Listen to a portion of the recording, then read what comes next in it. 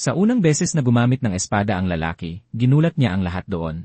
Sa isang simpleng pagwagayway lang, tinalo niya ang isa sa mga pinakatanyag na eskrimador ng estate. Hindi makapaniwala ang lahat sa kanilang nakita. Paano magmumula ang ganoong kagaling na pag-eskrima sa walang kwentang batang master na ito? Ang hindi nila alam ay sa dati niyang buhay, narating na ni Waming ang antas ng isang maestro sa pag-eskrima.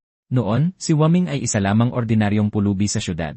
Sa purong swerte, kinupop siya ng pinuno ng pamilyang Qian at naging personal na bantay ng tagapagmana ng pamilya. Noong mga panahong iyon, inakala ni Wuming na ito na ang pinakadakilang biyaya na maibibigay sa kanya ng langit. Hindi niya akalain na ang batang iyon ang magiging mitsa na wawasak sa buong pamilya. Lumipas ang 15 taon sa isang iglap at biglang namatay ang matandang patriarka. At lalo pang lumala ang mga krimen ni Qian Wuyang mula noon. Ang pamilyang Qian, na dating kabilang sa isa zero dakilang pamilya, ay nagsimulang bumagsak. At ilan sa mga pinakamagagaling nitong eksperto ay piniling umalis. Si Wuming lang ang nanatili sa tabi ni Qian Wuyang. Upang suklian ang kabutihan ng matandang patriarka. Ibinuhos niya ang kanyang buong sarili sa paglilingkod bilang bantay ni Qian Wuyang. Ngunit may ginawa ang walang kwentang iyon na hindi kailanman inasahan ni Wuming. Isinaksak niya ang isang espada sa puso ni Wuming mula sa likuran. Hindi makapaniwalang tinitigan siya ni Wuming. Ito ba ang talim na kapalit ng lahat ng ibinigay niya? Tunay ngang pinanindigan ni Qian Wuming ang kanyang pangalan. Narinig ni Wuming dati na sinasabi ng mga tao na ang mga bulok na tao ay hindi na maayos. Ngayon, alam na niyang totoo ito. Inakala ba talaga ni Qin Wuyang na maliligtas siya sa pag-abot kay Wuming? Iyon ay purong kamangmangan. Ang mga taong kinalaban ni Qin Wuyang ay mula sa sekta ng demonyo. Gusto niyang gamitin ang kanilang kapangyarihan upang bumangon muli. Ngunit ang sekta ng demonyo ay hindi kailanman nakilala sa pagtupad sa salita. Ang pagpusta sa kanila para sa pagbabalik ay katumbas ng paghuhukay ng sarili niyang libingan. Sa huli, pinugutan pa rin ng ulo si Qian Wuyang sa isang saksak. Noon lang talaga naintindihan ni Wuming kung gaano siya nagkamali na hindi niya dapat pinrotektahan ang batang iyon, dahil hindi kailanman naging karapat-dapat si Qian Wuyang sa katapatan ni Numan. Kung magkakaroon siya ng pagkakataong pumili muli, hindi gagawin ni Wuming ang parehong desisyon. Sa huli, namatay din siya sa ilalim ng mga talim at palaso ng mga demonyo. Ang kanyang katawan ay tinusok mula sa lahat ng panig. Ngunit nang imulat niya muli ang kanyang mga mata, naramdaman niya ang malamig na haplos sa kanyang mga paa. Pagtingin niya sa ibaba, nakita niya ang isang katulong na naghuhugas nito. Nagulat siya sa nakita at wala siyang ideya kung ano ang nangyayari. Malinaw niyang naaalala na pinatay siya sa pamamaril. Kaya paano siya nabuhay? Agad na lumuhod ang katulong at nagmakaawa, patawarin niyo po ako. Batang master, hindi ko napansin na lumamig na pala ang tubig, magpapainit ako ng bagong tubig kaagad. Nakilala siya ni Wuming. Siya ang personal na katulong na naglingkod sa panganay na batang master mula pagkabata at palagi siyang inaapi nito. Ngunit hindi maintindihan ni Wuming kung bakit siya nakaluhod doon at tinatawag siyang batang master. Sa nanginginig na boses, sinabi ng katulong, kayo po ang batang master na si Qian Wuyang. Ang mga salitang iyon ay nagpatigil kay Wuming sa kinatatayuan.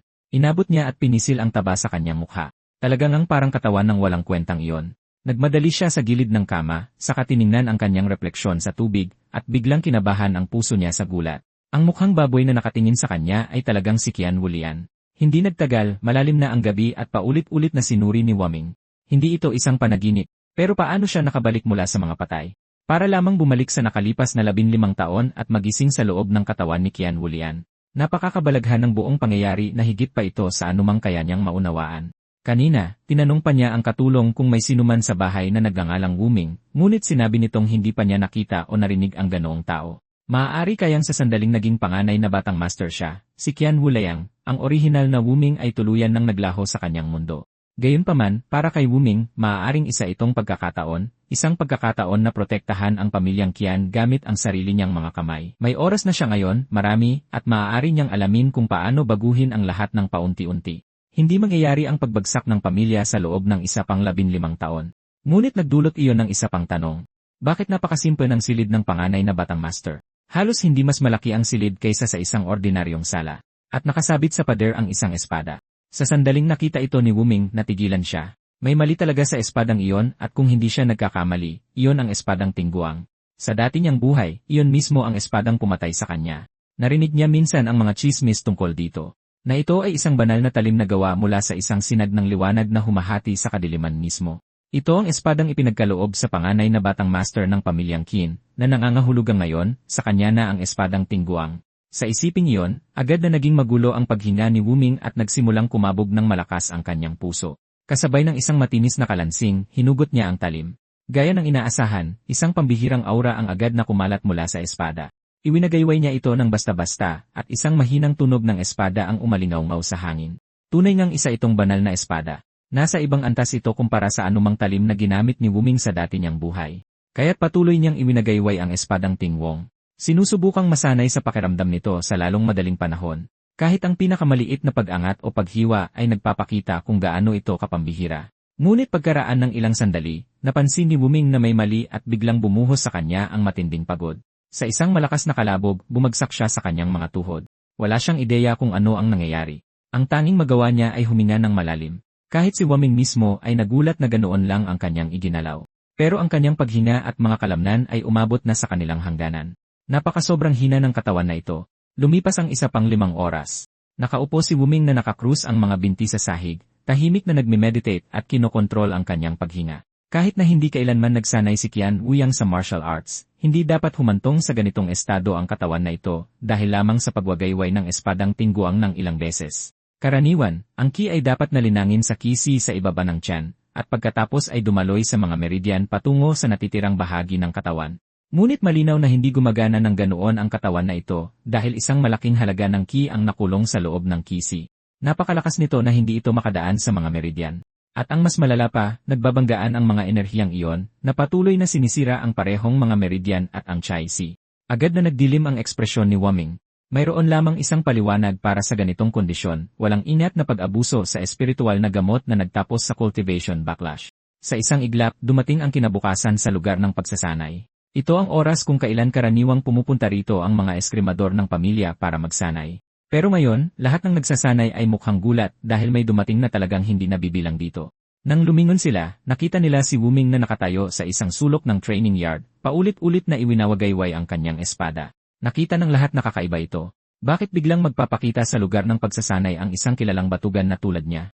Ngunit, si Wuming mismo ay wala sa mood para mag-relax. Wasak talaga ang katawan na ito. Kalimutan mo na ang tamang pagsasanay sa espada. Ang pag-indayog lang ng kahoy na espada ay nakakapagod na. Halos imposible nang hasain ang galing sa espada sa katawan na tulad nito. Kaya't isinantabi ni Wuming ang espada, at inakala ng dalawang lalaking nanonood na sumuko na siya. Ang hindi nila inaasahan ay sa halip na ipagpatuloy ang pagsasanay sa espada, nagsimula siyang tumakbo sa paligid ng buong lugar ng pagsasanay. Hindi nagtagal, dumarami na ang mga taong nagkumpol-kumpol para panoorin siya.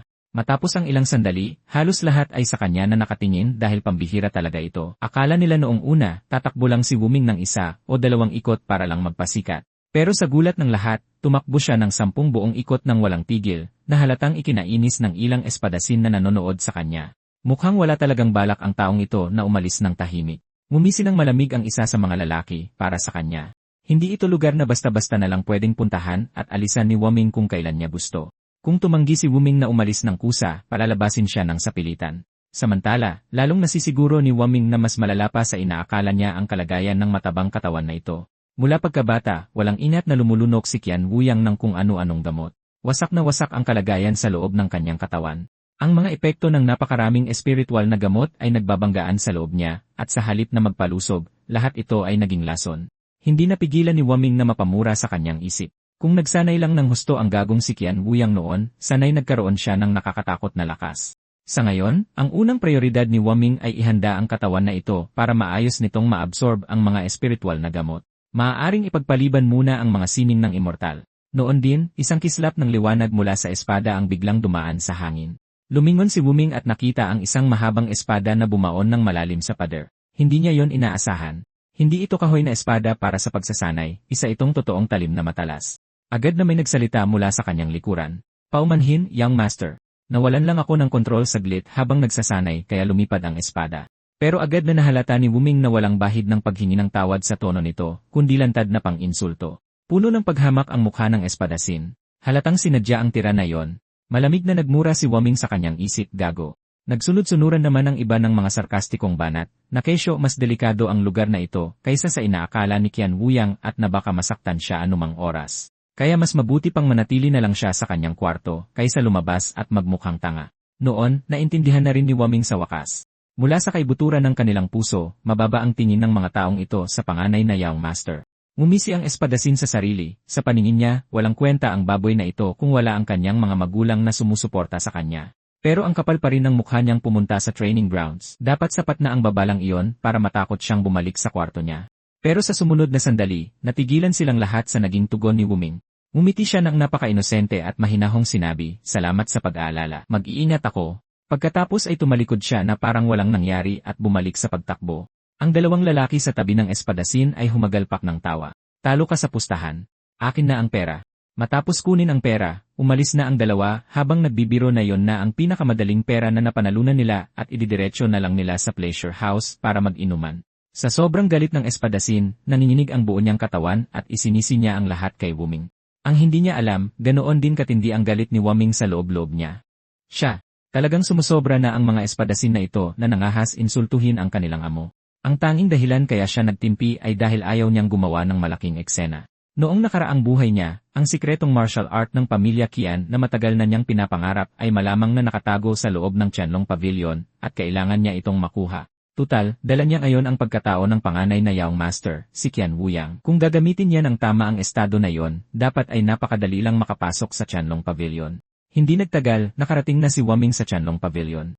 Pero pagdating niya roon, nalaman niyang binawi na pala ang karapatan niyang pumasok. Walang ibang magawa, bumalik na lang siya sa kanyang kwarto na bigo. Noon, nagkaroon na ng saysay ang lahat. Tinanggalan na pala si Qian Wuyang ng estado bilang tagapagmana ng pamilya. Kaya pala naglakas loob ang mga taong iyon na bastusin siya ng harapan. Ang orihinal na plano ni Wuming ay tingnan ang Library Pavilion para malaman kung may paraan para mas mabilis na maabsorb ang enerhiya sa loob ng mga espiritual na gamot. Pero ngayon, mukhang kailangan na niyang humanap ng ibang paraan. Kung isipin, kaawa-awa pala talaga ang pagkabata ni Qian Wuyang. Sira na nga ang katawan niya dahil sa side effects ng mga espiritual na gamot, pinaliligiran pa siya ng mga kaaway sa lahat ng panig. Maging ang sarili niyang mga tauhan ay naglakas loob na kausapin siya ng walang kahit katiting na respeto. Sa ilang aspeto, minsan na ring naging tulad ni Wuming si Qian Wuyang na nag-iisa noong nakaraang buhay niya. Siguro inakala niyang wala siyang ibang masasandalan, kaya maging si Wuming, na sarili niyang personal na bantay, ay tinuring niyang kaaway. Pero kahit naisip niya yon, napakuyom pa rin ng kamao si Wuming. Hindi karapat-dapat si Qian Wuyang sa ganoong dahilan. Simple lang ang totoong dahilan kung bakit wala siyang kakampi. Ang malamaton niyang kalupitan ang nagtaboy sa lahat. Noon din, napansin ni Wuming ang isang tray ng pagkain sa mesa. Nang buksan niya ito, puro gulay lang ang laman.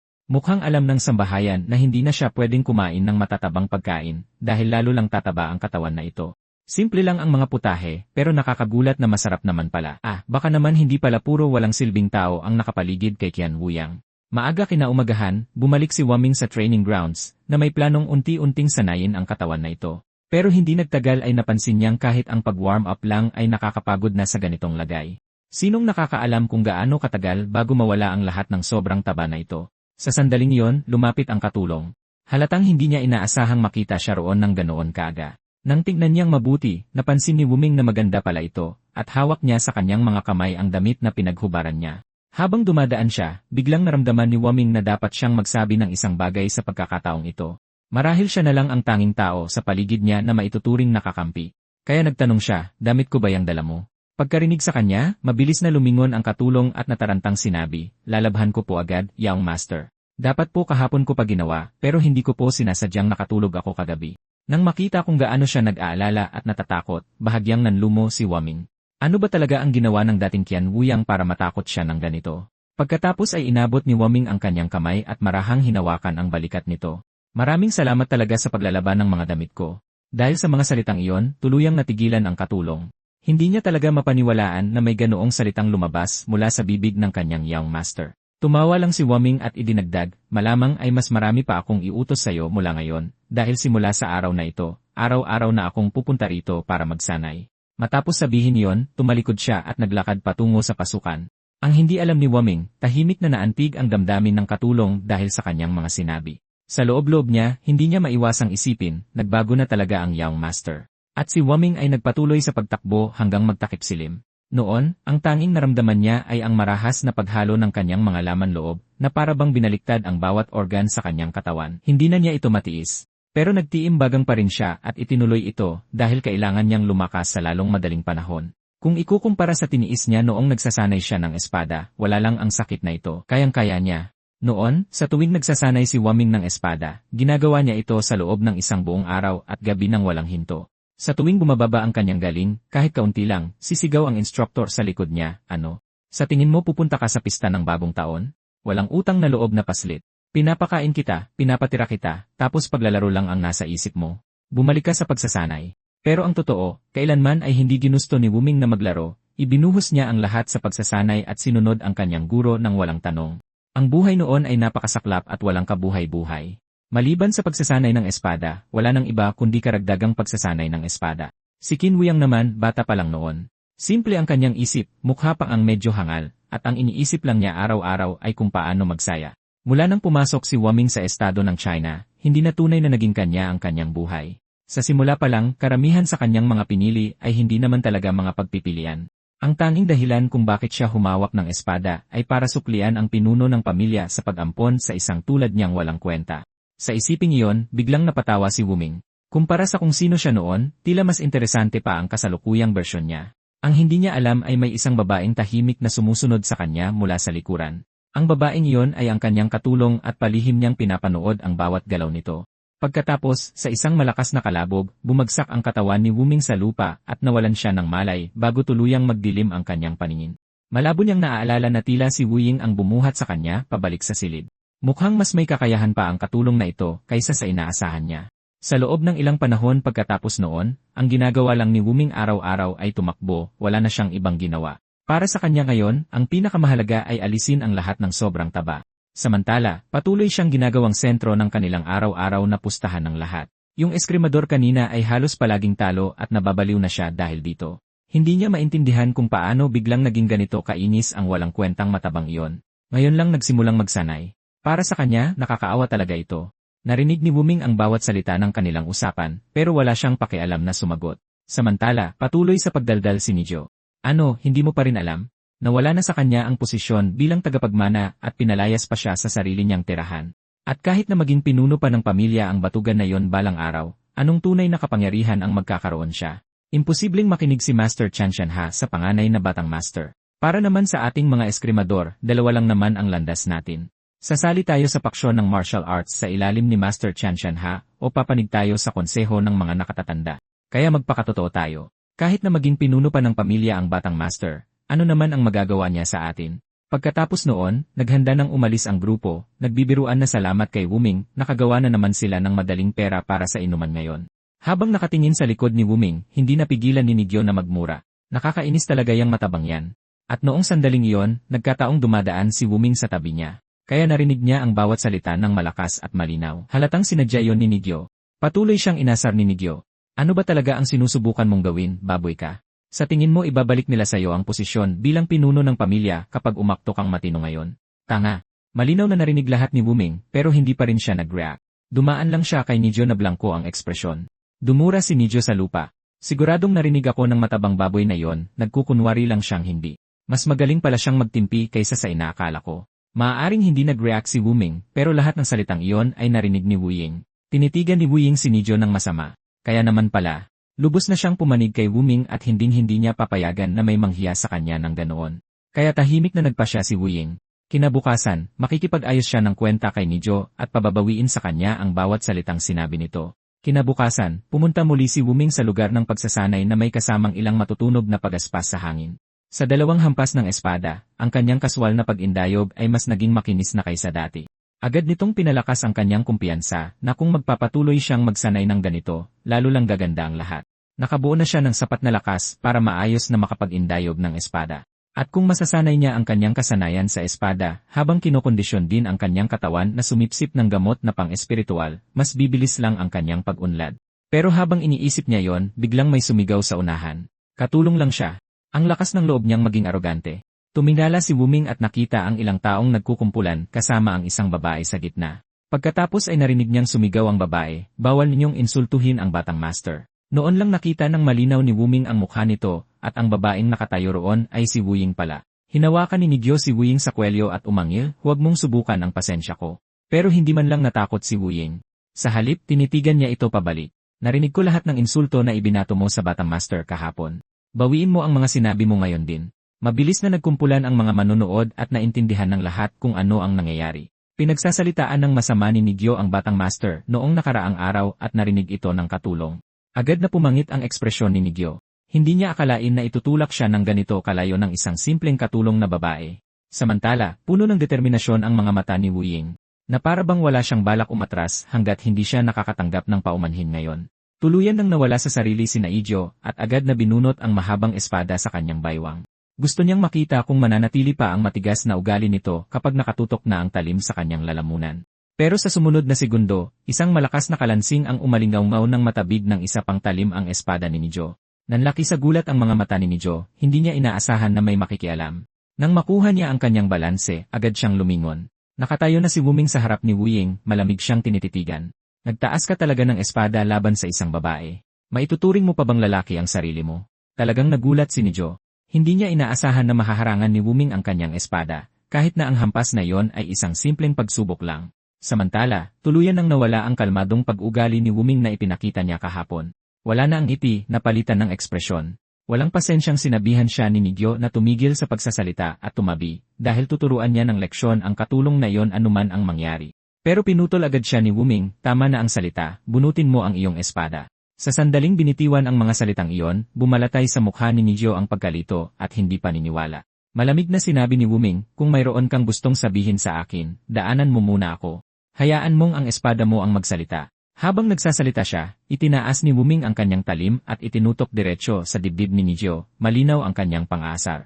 Hindi napigilan ni Nagyo na magtanong muli, hinahamon mo ba talaga ako ngayon? Pag-isipan mo munang mabuti. Isang malamig na ngisi ang gumuhit sa mga labi ni Wuming.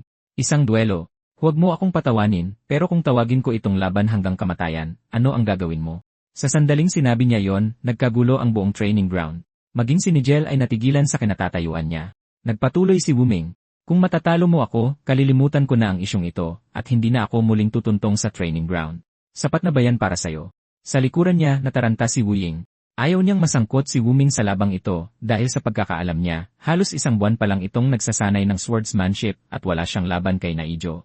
Sa sumunod na sandali, ibinaon ni Wuming ng malakas ang kaluban sa lupa. Tapos sinabi niya sa mahinang boses, pwede mo akong insultuhin hanggat gusto mo, kaya ko yang tanggapin. Pero kapag naglakas loob kang insultuhin ang isang taong mahalaga sa akin, hindi ko yan palalampasin. Sa sandaling narinig ni Wuying ang mga salitang iyon, nagsimulang kumabog ng malakas ang kanyang puso, dahil iyon mismo ang paninindigang pinanghawakan ni Wuming mula pa sa dati niyang buhay. Sa mga oras na iyon, nakapwesto na si Wuming sa kanyang fighting stance. Naging malamig ang kanyang boses, bunutin mo. Nagngangalit ang mga ngipin, binalaan siya ni Nigel na mag-isip sa huling pagkakataon. Kapag nagseryoso siya, hindi na siya magpipigil. Kalmadong sumagot lang si Wuming, hindi ko binabawi ang salita ko, gawin mo anuman ang gusto mo. Sa totoo lang, hindi inaasahan ni Nigel na dadalhin ng panganay na Young Master ang mga bagay sa ganito kalayo. Pero mayong umabot na sa ganito, wala na siyang ibang pagpipilian. Sa isip niya, kailangan niya lang manalo sa labang ito at matatapos na ang lahat. Tutal, sa usapin ng lakas, bilis, at swordsmanship, malaki ang lamang niya. Walang kalaban-laban ang gagong yon. Sa mata ni Nigyo, si Wuming ay isa lang kaawa-awang tanga na masyadong mayabang. Ang hindi alam ni Nigyo ay ang lalaking nakatayo sa harap niya ay hindi na ang dating Qian Wuyong. Bago pa man tuluyang magsimula ang laban, nayanig na siya sa bigat na nagmumula kay Wuming at iyon pa lang ay sapat na para maggalit ang mga ngipin ni Nigyo sa pagkadismaya. Nakaipon na ng momentum si Wuming. Bakit hindi mo ako sinusugod? Malamig niyang sinabi, takot ka ba? Sa sandaling binitiwan ng mga salita, sumugod siya kay Nigyo. Kung hindi ka lalapit sa akin, ako ang lalapit sa'yo. Nang humagupit pababa ang espada ni Wuming, agad na umikot si Nigyo at iniwasan ang atake. Isang mapanuyang ngiti ang sumilay sa puso ni Nigyo. Lene, napakabagal ng mga galaw ni Wuming, bawat kilos ay halata at madaling basahin sa ganoong klaseng galing. At naglakas loob pa siyang tawagin itong laban hanggang kamatayan. Katawa-tawa. Pero sa sumunod na saglit, iwinasiwas ni Wuming ang kanyang pulso at nagpakawala pa ng 2 kislap ng liwanag ng espada ng sunod-sunod. Isang matinis na kalansing ang umalingaw at mga kislap ang sumabog sa hangin. Agad na tumalsik ng mataas sa ere ang espada ni Nigyo. At sa isang palitan lang, natalo siya ni Wuming. Napakabilis ng pangyayari kaya walang sinuman doon ang nakakilos agad. Tuluyang natulala si Nigyo. Kahit ngayon, blanko pa rin ang isip niya sa gulat. Kailanman ay hindi pa siya nakakita ng ganoon kapinong teknike sa espada at doon niya lang napagtanto na sa simula pa lang, hindi siya ang target ni Wuming, kundi ang espadang hawak niya. Sa sandaling itinaas ni Nigyo ang kanyang talim para sumalag, hiniram ni Wuming ang puwersa ng kilos na yon at ibinalik sa kanya na nagpatalsik sa kanyang armas. Ang mas ikinabahala ni Nigyo ay wala siyang maalala na nagkaroon ang pamilyang Qian ng ganoong klaseng sword style. Nagmura si Nigyo sa kanyang isip. Kailan pa lumakas ng ganito ang gagong to, at ngayon ay nakatapat na ang espada ni Wuming sa kanyang lalamunan.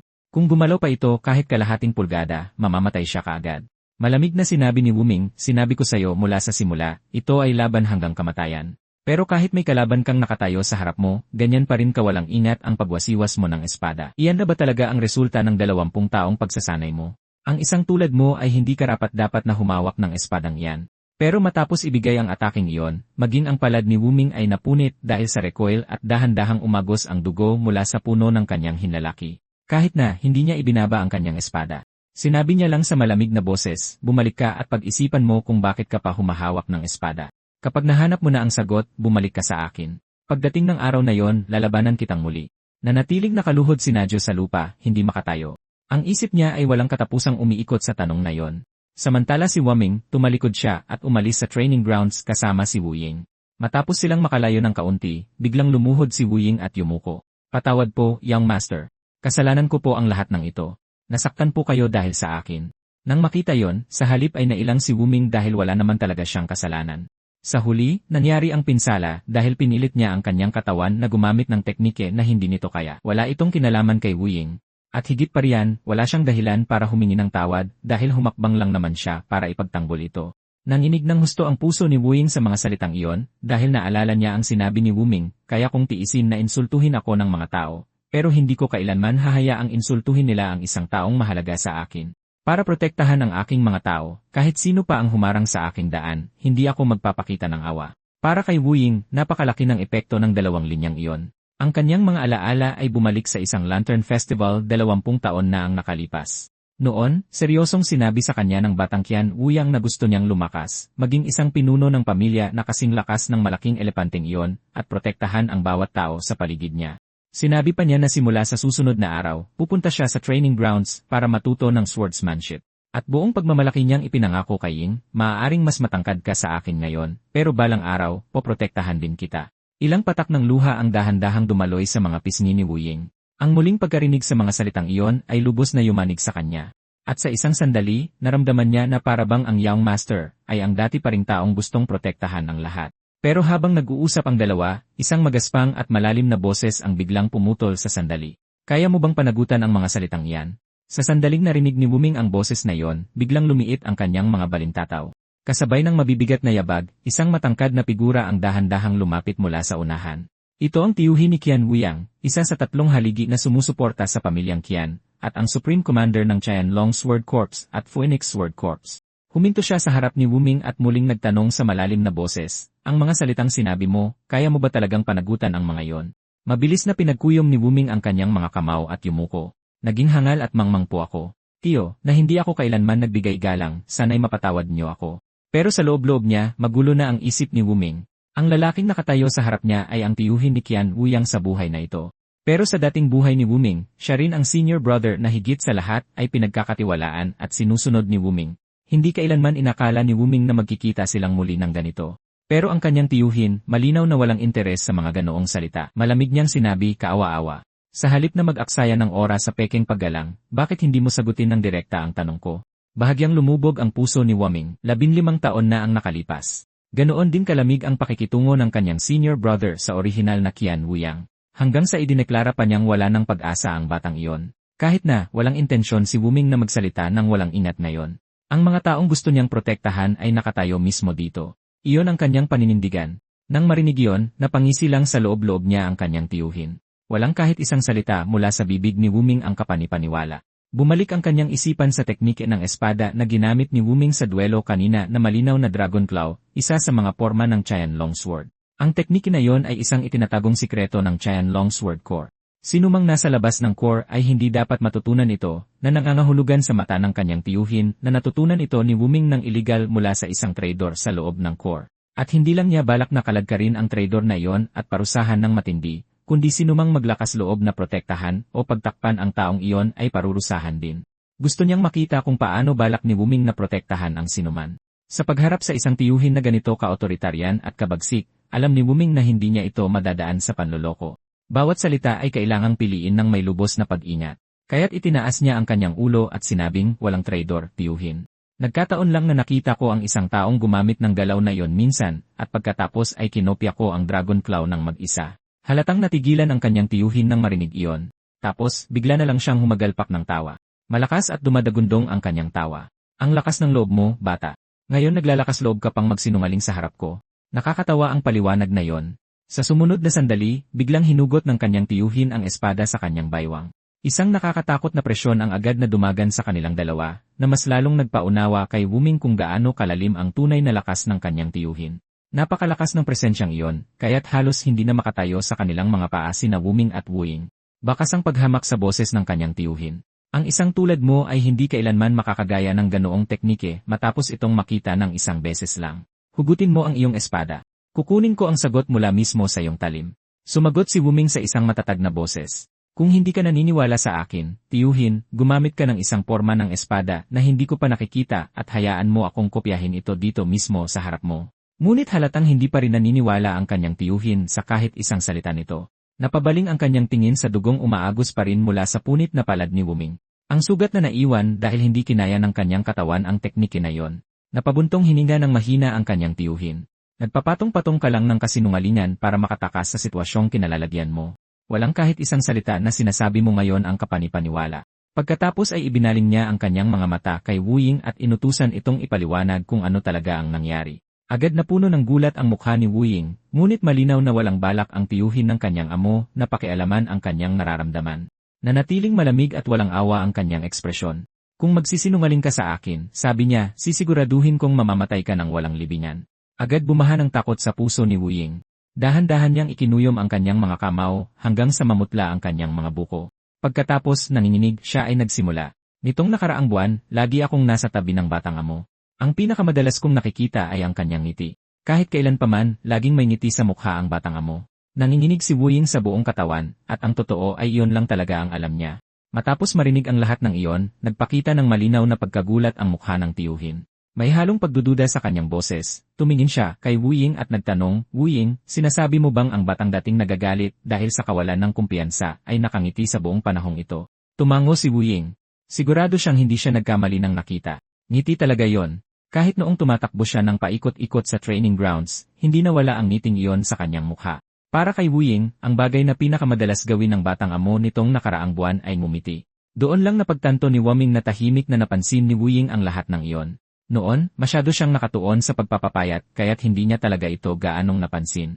Ang hindi alam ni Wuying ay ngumingiti si Wuming sa isang simpleng dahilan. Sa unang pagkakataon sa kanyang buhay, tunay siyang nagsisikap para sa kanyang sarili.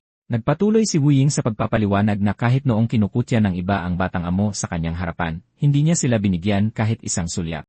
Kung ito ang dating panganay na batang amo, sasabog siya sa galit o tatakbo sa kahihiyan. Ngunit sa pagkakataong ito, wala siyang ginawa sa dalawa. Sa halip, ito ang unang pagkakataon na hinugot niya ang kanyang espada para kay Wuying. Iyon ang dahilan kung bakit malinaw niyang naramdaman ang kanyang pagbabago at kung bakit pinili niyang maniwala sa kanya. Sa sandaling iyon, kahit ang puso ng tiyuhin ay bahagyang nag-alinlangan. Maaari kayang nagbago na talaga ang paslit na ito. Pagkatapos, napako ang kanyang tingin sa mga mata ni Wuming. At habang tumatagal ang kanyang pagtingin, lalo siyang nakakasiguro na ang lalaking nasa harapan niya ay talagang iba na sa dati. Tinanong ng tiyuhin kung anong martial art ang alam ni Wuming. Tapat na sumagot si Wuming, ang alam ko lang ay ang tiyanyang divine art. Ngunit sa mata ng tiyuhin, ang teknike na iyon ay walang pinagkaiba sa maaaring matutunan ng sinumang ordinaryong trainee. Itinaas ng tiyuhin ang 2 daliri at malamig na sinabi, bibigyan kita ng 2 buwan. Pagkalipas ng 2 buwan, talunin mo ang pinakamahusay na trainee. Kung magagawa mo yon, susubukan kong maniwala sa'yo. Tinitigan ng masama si Wuming, nagtanong ang tiyuhin, ngayon sabihin mo sa akin, may kumpiyansa ka bang magawa yan? Ngunit sa loob-loob niya, hindi maiwasan ni Wuming na magreklamo. Laging sinusubok ng kanyang nakatatandang kapatid ang mga tao ng ganito sa dati niyang buhay. Gayunpaman, ang sinabi ni Wuming sa susunod ay ikinagulat maging ng kanyang tiyuhin. Tumingin ng diretsyo sa kanya, sinabi ni Wuming, hindi ko kailangan ng 2 buwan, sapat na ang 1 buwan. Dahan-dahang isinukbit ng tiyuhin ang kanyang espada. Gayunpaman, sabi niya sa mahinang boses, bibigyan pa rin kita ng 2 buwan. Sana sa panahong iyon, makakita na ako ng tunay na pagbabago. Pagkaalis ng tiyuhin, tumalikod na rin si Wuming para umalis. Tinawag niya si Wuying para sumama sa kanya, dahil balak pa rin niyang tumakbo ng isa pang ikot. Sa kaibuturan niya, ipinangako ni Wuming sa kanyang sarili na ipapakita niya sa kanyang tiyuhin ang isang ganap na naiibang pananaw sa kanya. Sa isang iglap, lumipas ang kalahating buwan at kapansin-pansin ang pagpayat ng katawan ni Wuming. Sa loob ng 2 linggong iyon, halos araw-araw siyang abala sa pagsasanay, pinipilit ang tiyanyang divine art hanggang sa 5 antas. Dahil doon, ang sobrang yang energy sa loob ng kanyang katawan ay halos ganap ng napino. Ngunit, ang yin energy na natitira sa kanyang katawan ay salungat sa kalikasan ng Chaiyanyan Divine Art at wala pa ring paraan si Wuming para tunawin ito. Kung saan ay natutunan niya ang mas malalim na paraan ng cultivation noon sa Tianlong Pavilion. Nahuli pa niya ang sarili na umaasang ang kanyang Chai ay kusang gagaling tulad ng isang sugat.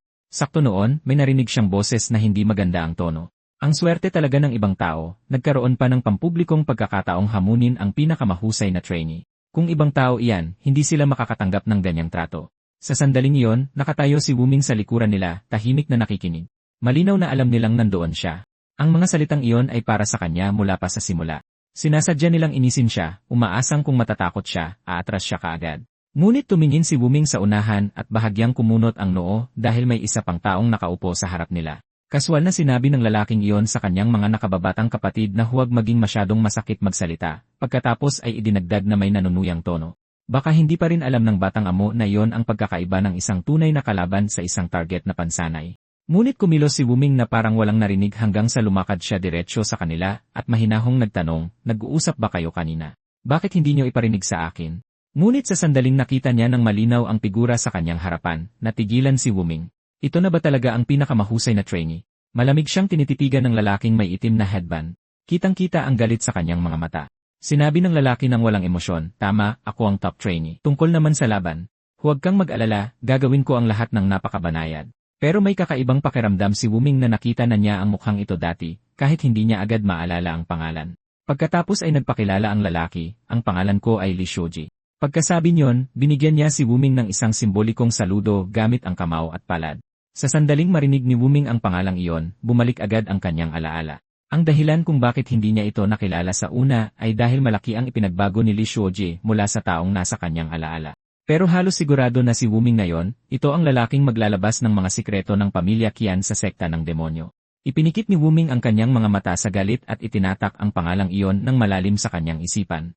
Li Shoji, sa lalong madaling panahon, personal siyang makikipagtuos. Pagkatapos noon, tumalikod si Wuming at umalis ng walang imik. Pero sa loob-loob niya, buo na ang kanyang desisyon. Pagdating ng tunay na laban, pagbabayarin niya si Li Shoji. Noong una, plano ni Wuming na ibuhos ang lahat ng kanyang lakas, kahit sino pa ang kalaban niya at hanggang doon na lang. Pero ngayon, nagbago na ang isip niya. Kumislap ang pagnanasang pumatay sa kanyang mga mata, habang malamig siyang nag-isip. Maghintay ka lang, Li Shoji. Taksil kang hinayupak. Sa isang iglap, lumipas ang kalahating buwan at dumating na rin ang araw ng laban. Puno na ang mga upuan ng mga manonood. Maraming tao ang halos hindi na makapaghintay na makita kung gaano kalala ang pagkatalo ni Wuming ngayong araw. Siyempre, mayroon ding ilan na nakaramdam na ang mga pagbabago ni Wuming sa mga nakaraang linggo ay talagang kamangha-mangha. Sakto noong oras na yon, isang matinis na boses ang umalingaw sa buong arena. Mula sa sandaling ito, magsisimula na ang laban na personal na inayos ni Master Qian Shanhe. Nakaupo sa itaas ng pangunahing entablado, nagsalita si Qian Shanhe sa mabagal at matatag na boses. Kalahok Li Shoji, humakbang pasulong. Kalahok Tian Wuliang, humakbang pasulong. Agad na umakyat sa entablado si Li Shoji na may halatang pananabik. Makalipas ang isang sandali, humakbang din pasulong si Wuming at naglakad sa harap ng mga manonood. Sa ngayon, pumayat na siya ng husto kumpara sa 2 buwan na nakalipas kaya't maraming tao ang natigilan sa gulat, iniisip na pamilyar ang mukha, ngunit hindi lubos makapaniwala kung sino ito. Hindi nagtagal ay may isang sumigaw nang makilala siya. Siya ang dating matabang lalaki na tumitimbang ng mahigit 200 kilo. Napakalaki ng pagbabago kaya't karamihan ay hindi siya nakilala sa unang tingin. Nang makarating siya sa gitna, itiningin ni Wuming ang kanyang mga mata sa kanyang tiyuhin na nakaupo sa itaas. Sumaludo siya ng may paggalang at sinabi sa matatag na boses, paumanhin po. Tiyo, nahuli ako ng kaunti. Pero malinaw na walang interes ang kanyang tiyuhin sa mga pormalidad. Malamig lang niyang sinabi, kalimutan na ang mga pormalidad. Humanda kang lumaban. Nang marinig iyon, kaswal na iwinasiwas ni Wuming ang kahoy na espada sa kanyang kamay at sumagot, handa na ako. Pwede niya akong sugurin kahit kailan niya gusto. Sa tapat niya, nagpakita rin ng bahagyang pagkagulat si Shoji nang makita niya si Wuming. Hindi niya inaasahan na ang matabang tamad na ito ay may ganoong kalakas na determinasyon sa loob lang ng 2 buwan. Talagang ganoon kalaki ang ibinawas ng timbang ni Wuming. Pero ang mas ikinagambala niya ay ang kalmadong kumpiyansa sa mukha ni Wuming. 1 buwan lang naman pinakamatagal nagsanay si Wuming. Iniisip pa talaga niya na sapat na yon para labanan ang kanyang espada. Pagkatapos ay tuminala si Li Shoji sa upuan sa itaas. Wala siyang ideya kung ano talaga ang iniisip ni Master Qinshan. Pero para sa kanya, mas naging magandang pagkakataon pa ito. Tutal, hindi lang naman ang Supreme Commander ang nanonood ngayon. Naroroon din ang mahahalagang tao mula sa Qianlong Sword Corps at Phoenix Sword Corps, kaya nagpa siya na si Da Shoji na gamitin ang sandaling ito upang mag-iwan ng hindi malilimutang impresyon. Ngumisi si Wuming sa kanyang kalooban. Mula pa sa simula, malinaw na tinuring siya ni Li Shoji bilang isang tuntungan lamang. Halos marinig ni Wuming ang mga kalkulasyon sa isip ng lalaki. Kung paano niya gagamitin ang laban na ito para sipsipin ang mga taong nasa itaas niya sa pamamagitan ng pagtapak kay Wuming. Ganoong klaseng tao talaga si Li Shoji, isang mapanlinlang, bulok na parasito sa kaibuturan. Hindi sa pag-espada kung saan siya tunay na mahusay. Ito ay ang manipulasyon, paninipsip, paglalaro ng politika, at pag-akyat sa pwesto sa pamamagitan ng panlilinlang. Siya ang tipo ng tao na lubos na binulag ng kanyang kasakiman. Isang taong sa huli ay ipagbibili ang bawat piraso ng impormasyon na makukuha niya sa mga kaaway na kasingsama ng mga demonyo. Sa nakaraang buhay ni Wuming, noong napagtanto niya yon, huli na ang lahat. Dahil sa tama, napaurong si Wuming habang umuubo ng malakas, at isang mabigat na isipin ang bumabagabag sa kanyang dibdib. Ang paghatol na hindi niya naigawad sa kanyang nakaraang buhay. Sa buhay na ito, ibabalik niya ito ng buo at 100 beses pa. Hanggang ngayon, lahat ay malamang nangyari ayon sa plano ni Li Shoji. Sa pamamagitan ng mga ganitong pakana, umakyat siya sa posisyon ng pinakamahusay na sanay. Sa kasamaang palad para kay Li Shoji, magiging napakamalas na araw ito para sa kanya dahil ang taong nakatayo sa harap niya ay si Wuming. Pumwesto si Wuming sa kanyang panimulang tindig, ngunit kilalang-kilala niya si Li Shoji. Para kay Wuming, ang landas ni Li Shoji bilang isang eskrimador ay magtatapos dito ngayon. Sakto noon, sumigaw ng malakas ang tiyuhin, magsimula. Sa sandaling binitawan ng mga salita, sumugod pa sulong si Wuming. Nang makita yon, umisi si Li Shoji sa kanyang isipan. Ang bilis na yon ay mas mabagal pa sa isang pagong. Sa sumunod na sandali, tumalon ng mataas si Wuming at bumagsak diretsyo sa itaas ng ulo ni Li Shoji. Pero sa mga mata ni Li Shoji, ang galaw ay puno ng mga butas. Para kay Li Shoji, malinaw na sinusubukan ni Wuming na makuha ang unang pagkakataon, tapos gamitin ang kakaibang teknik na yon para patalsikin ang kanyang espada sa sandaling gumanti siya. Pero naniniwala si Li Shoji na nabasa na niya ito, kaya imposibleng mahulog siya ulit dito. Isang segundo ang lumipas, humampas pababa si Wuming ng walang pag-aalinlangan. Kalmadong itinaas ni Li Shoji ang kanyang kahoy na espada para sumangga, na puno ng kumpiyansa. Umisi pa siya, kung may kakayahan ka, sige patalsikin mo ulit ang espada ko. Sa isang malakas na lagitik, nagbanggaan ang dalawang kahoy na espada. Kahit si Wuming ay nabigla sa isang iglap, hindi niya inaasahan na mababasa talaga ni Li Shoji ang kanyang atake. Agad na sinamantala ni Li Shoji ang sandaling iyon ng pag-aalinlangan, ipinitik ang kanyang pulso at pinatalsik ang espada ni Wuming. Sinasamantala ang pagkakataon, umikot siya at pumunta sa likuran ni Wuming sa isang iglap. Pagkatapos ay malakas niyang inihampas ang kanyang espada sa likod ni Wuming. Malinaw na hindi inaasahan ni Wuming na pagsusunod-sunurin niya ang kanyang mga atake ng ganoon. Habang pasubsob ang kanyang katawan, nagpakawala siya ng isang pahampas na patalikod. Pero para kay Li Shoji, ang ganoong galaw ay napaka-ordinaryo. Noong una ay inisip ni Li Shoji na tira ng kaunting dignidad si Wuming. Pero sa dami ng mahahalagang taong nanonood, hindi niya sasayangin ang perpektong pagkakataon na gamitin si Wuming bilang tuntungan. Sa sandaling iyon, bahagyang nagdilim ang ekspresyon ni Wuming dahil nalop na ni Li Shoji ang kanyang braso. Sa sumunod na segundo, itinulak ni Li Shoji ang puluhan ng kanyang espada at malakas itong ibinangga sa tagiliran ni Wuming. Pagkatapos ay umikot siya at nagpakawala ng isang malakas na sipadiretsyo sa katawan ni Wuming. Dahil sa tama, napaurong si Wuming habang umuubo ng malakas, at isang mabigat na isipin ang bumabagabag sa kanyang dibdib. Paano naging ganito kalakas ang taong ito? Pero halos kaagad, napansin ni Wuming na may mali. Manipis na hibla ng lilang enerhiya ang nagsimulang kumislap sa paligid ng katawan ni Li Shoji. Sa puntong iyon, malinaw na kumbinsido si Li Shoji na panalo na siya sa laban. May mapanuksong ngiti, sinabi niya, manood kang mabuti, young master. Ang susunod na tama ng espada ang totoong laban. Halos hindi pa niya natatapos ang sinasabi niya nang lumabo ang anyo ni Li Shoji, at maraming guhit ng liwanag ng espada ang sumiklab mula sa kanyang talim. Agad na nanlumo si Wuming dahil kung tatama ng direkta ang mga guhit na iyon ng liwanag ng espada, siguradong masasaktan ang katawan na ito.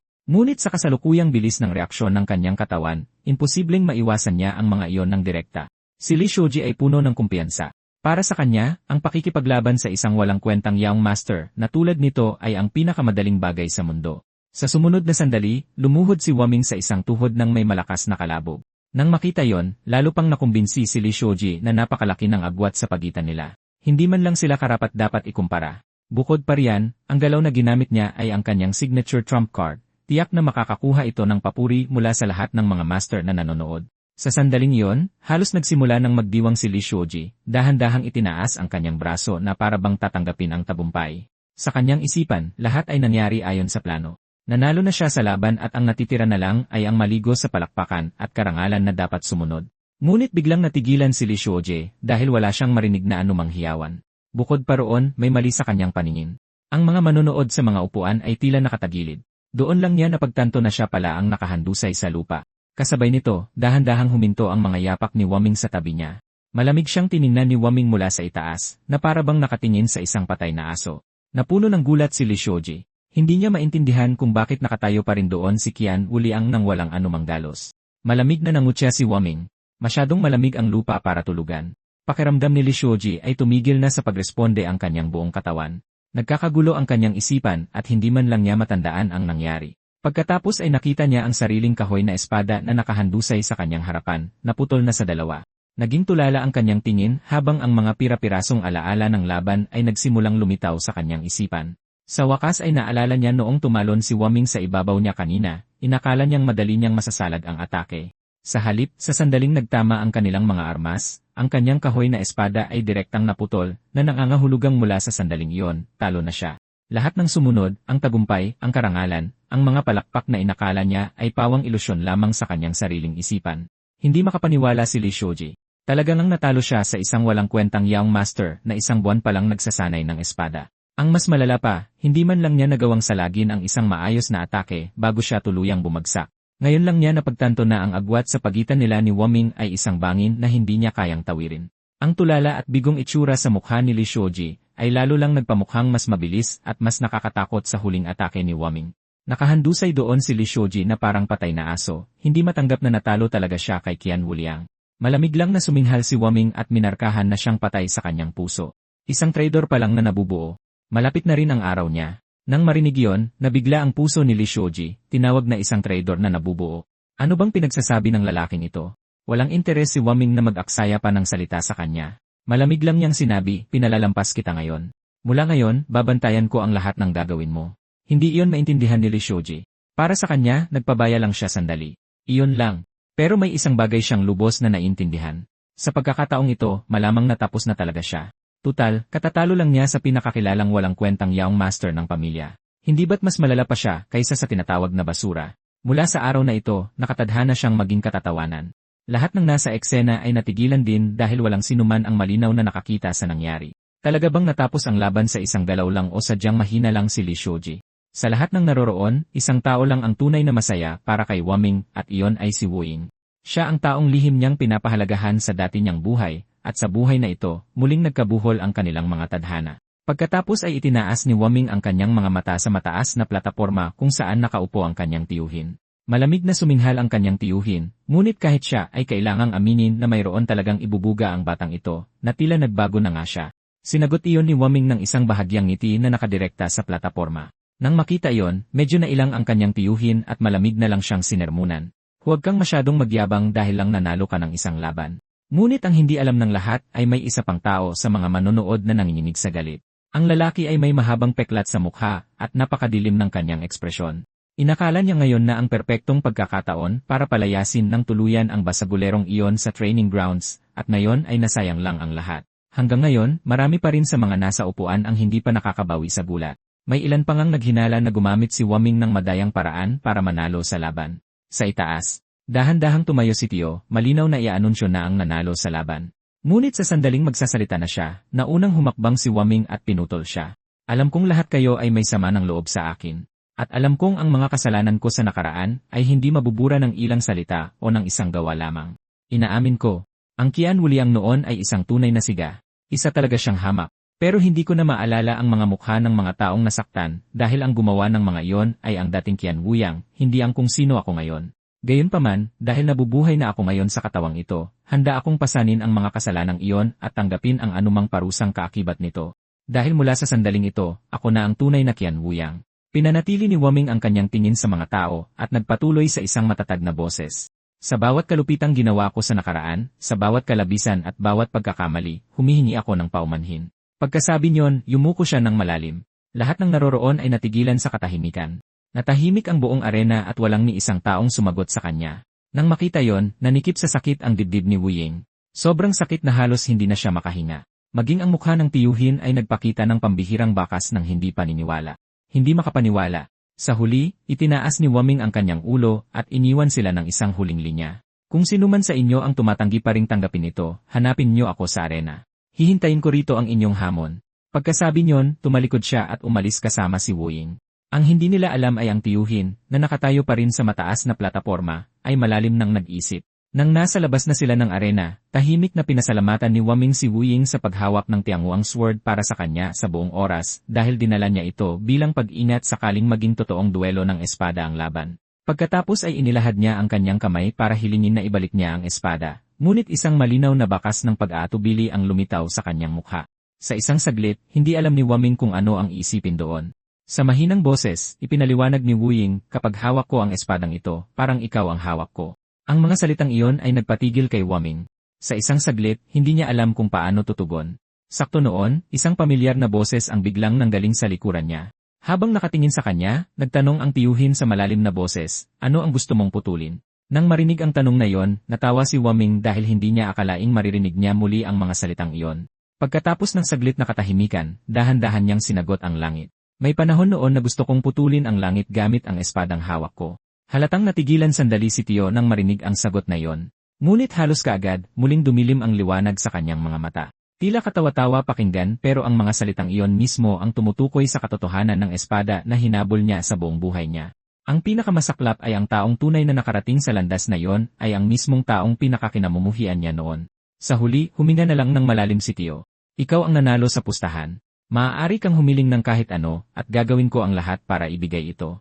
Ngunit may isang hindi pwede. Ang pagpasok sa Tianlong Library ay lampas sa aking kapangyarihan. Nang marinig iyon, natigilan si Waming at mahinang tumawa na para bang walang magawa. Kung hindi pala pwede yon, kailangan ko talagang pag-isipan kung ano ang gusto ko. Isang matalas na liwanag ang kumislap sa mga mata ni Waming at agad siyang humiling. Mag-ayos ka ng isang tao para sa akin araw-araw na gusto kong makalaban sa sparring. Halatang nagulat si Tio doon. Ang hiling mo ay sparring lang. Tumango si Waming. Tama. Sapat na yon para sa akin. Ang totoong laban ang pinakamagandang uri ng pagsasanay. Bahagyang tumango si Tio. Ang ganoong bagay ay hindi naman problema. Ngunit bago umalis, may binitiwan pa siyang isang makahulugang linya. Lalakas din ako araw-araw. Natural na naintindihan ni Waming kung ano ang ibig sabihin noon at iyon mismo ang gusto niya. Pagdating ng panahon, magkakaroon lang ng kahulugan ang muling paghamon kay Tio kung mas malakas pa siya. Pagkasabi niyon, tumalikod si Tio at umalis. Pagkalabas nila ng tarangkahan, hindi pa rin maintindihan ni Wu Ying kung ano ang ibig sabihin ng langit at tinanong niya ito. Hindi ipinaliwanag ni Waming dahil iyon ay isang bagay na sila lang ni Tio ang nakakaintindi. Sa isang iglap, dumating ang kinabukasan at sa isang lugar sa malapit, isang lalaki ang galit na naninipa ng mga bato sa lupa. Habang ginagawa ito, bumubulong siya sa sarili. Sinwerte lang siya minsan at ngayon ay nagyayabang na, humihingi pa ng isang araw ng sparring. Lintik na walang kwentang Li Shoji na yon. Pero pagkatapos pag-isipan, napagdesisyonan niyang mas maganda pala ito. Sa ganitong paraan, magkakaroon na rin siya sa wakas ng pagkakataong talunin mismo ang walang kwentang Yaong Master na yon. At dahan-dahan niyang hinugot ang espada sa kanyang baywang. Sa isang matalas na shing, lumabas ang talim. At dala ng espadang iyon ang bawat katiting ng galit na nararamdaman niya para kay Qian Wuyang. Napabalik ang kanyang isipan sa isang bahay aliwan ilang taon na ang nakalipas. Noong mga panahong iyon, lasing na lasing si Qian Wuyang, pasuray-suray sa loob, at naghahanap ng away kahit saan. Noong panahong iyon, ang lalaking may peklat na ngayon sa mukha ay isa palang gwapong binata, at ang pinakaayaw niyang makita ay ang pang-aapi ni Qian Wuyang sa iba at pananakit sa mga tao kung kailan niya gusto. Kaya tumayo siya para pigilan ito. Ngunit sa eksaktong sandaling iyon, walang pakialam na iwinasiwas ni Qian Wuyang ang kanyang espada at tumama ang hiwa sa mukha mismo ng binata. Subalit, walang pakialam si Qian Wuyang kahit katiting. Sa halip, pabalang siyang sumigaw, sino ka ba? Bakit ka humarang sa espada ko? Kung nasaktan ka, problema mo na yan. Napanganga ang binata, ngunit wala siyang masabing kahit isang salita. Hindi pa nga siya nakakabawi sa biglaang sakit. Ngunit wala pa ring pakialam si Qian Wuyang. Muling nang asar si Qian Wuyang. Anong gago? Sinusubukan mo akong pagbintangan sa pamamagitan ng pagsugat sa sarili mo. Hindi yan ubra sa akin. Lumayas ka. Dahil sa insidenteng iyon, kaya't ang lalaking nakilala sa peklat sa kanyang mukha ay kinamuhian si Qian Wuyang hanggang sa buto. At ngayon, nakaisip na siya ng isang masamang plano. Kapag siya na ang nakalaban ni Qian Wuyang sa sparring, papalabasin niyang aksidente at mag-iwan ng parehong peklat sa mukha ni Qian Wuyang. Kung natatandaan mo, ang nakatakdang makipag-spar kay Qian Wuyang sa unang araw ay si Che Ming-Xui. Sa isang iglap, umaga na. Pagdating ni Waming sa arena, nagsimula agad siyang magsanay. Bawat pagwasiwas ng kanyang espada ay may kasamang mahinang ugong sa hangin. Nakatayo sa ibaba ng training ground ang isang lalaki. Ang kalaban sa sparring ngayon, si Cheming Xui, ang may peklat sa mukha sa sandaling yon. Siya lang ang nag-iisang naghihintay doon. Madilim ang ekspresyon ni Cheming Xui sa galit at kumukulo na ang sama ng loob sa kanya, makikita sa kanyang mga mata. Si Waming ang humiling ng araw-araw na sparring session. Ngunit ngayong dumating na siya, hindi man lang siya tiningnan ni Waming. Hinahamon ni Tico si Shua. Iyon ay purong paghamak. Nakapagdesisyon na siya na kapag nagsimula na ang laban, tuturuan niya si Waming ng isang matinding leksyon gamit ang espada sa kanyang kamay. Sa sandaling iyon, pinagsalinan siya ni Wu Ying ng isang tasa ng tsaa, at marahang sinabi, kailangan mong maghintay ng kaunti. Magtsaa ka muna. Humarap sa kanya si Cheming Xui na halos lumalabas na ang pagnanasang pumatay mula sa kanyang katawan. Wala siya sa mood na makinig sa kahit sino ngayon. Ngunit matyagang ipinaliwanag ni Wu Ying, kapag nagsimula ng magsanay ang Young Master, lubos siyang nalulubog dito, at hindi napapansin ang anumang nasa paligid niya ng matagal, kaya medyo matatagalan pa. May mga pastry din dito. Gusto mo ba? Nang marinig iyon, agad na alala ni Cheming Xui kung sino siya, ang personal na katulong na nakasagupa noon ni Nigyo. At doon niya lang biglang napagtanto kung gaano siya kaganda. Bago niya namalayan, nagsimula ng medyo mailang si Cheming Xui. Walang mas malalim na dahilan para doon. Ang dalaga ay sadyang napakaganda. Para pagtakpan ang kanyang hiya, kinuha ni Cheming Xui ang tsaa na parang walang nangyari, inubos ito sa isang lagok, at kumuha rin ng ilang pastry. Si Wu Ying, na tila walang kamalay-malay sa kanyang reaksyon, ay nagpatuloy sa pagsasalita. Talagang nakatuon na sa pagsasanay ang Young Master ngayon. Hindi na siya gumagawa ng gulo kung saan-saan tulad ng dati.